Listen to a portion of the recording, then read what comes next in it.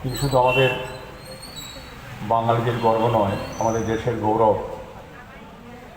এই বীর সেনানীর জন্মদিনকে সামনে রেখে এবং প্রজাতন্ত্র দিবস উদযাপন উপলক্ষে এবং ক্লাবের ৫৪তম প্রতিষ্ঠা দিবসকে সামনে রেখে আজকে যে রক্তদান শিবির আয়োজন করা হয়েছে, আমি উপস্থিত সকলকেই ধন্যবাদ জানাই। বিশেষ করে যারা এই রক্তদান উৎসব বা শিবিরে যারা রক্তদান করছেন বা করবেন এবং যারা এই রক্তদান অনুষ্ঠানকে সফল করার জন্য রক্তদান গ্রহণ করার কাজে সহযোগিতা করছেন, আমাদের ত্রিপুরা রাজ্য সরকারের স্বাস্থ্য বিভাগের ডক্টর এবং যারা প্যারামেডিক্যাল স্টাফরা এসেছেন, প্রত্যেককেই অনেক অনেক ধন্যবাদ জানাই।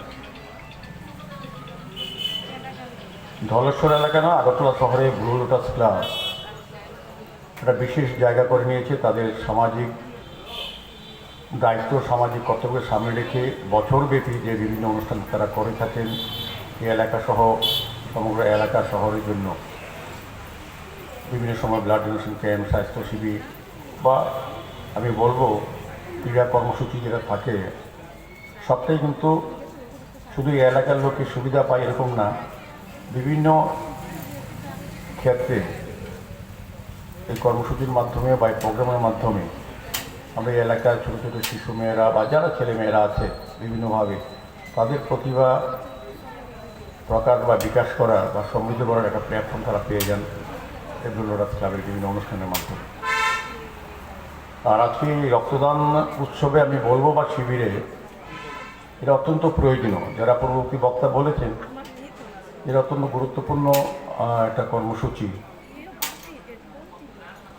আমাদের রাজ্যে সরকার অনুমোদিত 12টি ব্লাড ব্যাংক আছে, 2টি বেসরকারি ব্লাড ব্যাংক, মোট 14টি ব্লাড ব্যাংক। সেখানে মাঝে মাঝে রক্ত স্বল্পতা দেখা দেয় বিভিন্ন কারণে। কাজেই ব্লাড ব্যাংকগুলির মধ্যে যোগান এবং চাহিদার মধ্যে ভারসাম্য রক্ষা করে একমাত্র এই ধরনের রক্তদান শিবির বা উৎসব কিংবা স্বেচ্ছা যারা রক্তদান করেন।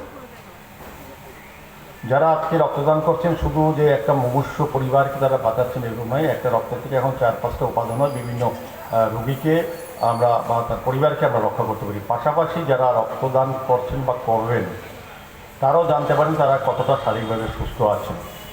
তারা যদি কোনো রোগে আক্রান্ত হন তারাও কিন্তু নিজেদেরকে সুস্থ রাখার ব্যবস্থা করতে পারে। কাজে একটা জন পরিবারকে আমরা বাঁচাই, পাশাপাশি নিজেকেও সুরক্ষা করার স্বাস্থ্য দিক থেকে কিন্তু আজকে আমরা জানতে পারি, পরবর্তী সময় আমরা ব্যবস্থা গ্রহণ করতে পারি।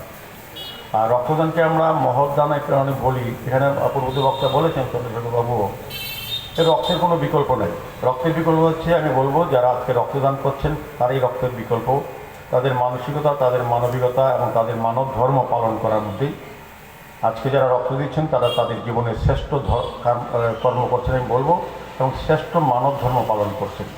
আমাদের দেশে বা সমস্ত সায়েন্টিস্টরা অনেক জিনিস আবিষ্কার, আমরা মঙ্গল গ্রহে, চন্দ্র গ্রহে, সূর্য গ্রহে যাচ্ছি, কিন্তু রক্ত বিকল্প তৈরি করতে হবে। রক্তের বিকল্প হচ্ছে যারা আজকে রক্ত দিচ্ছেন।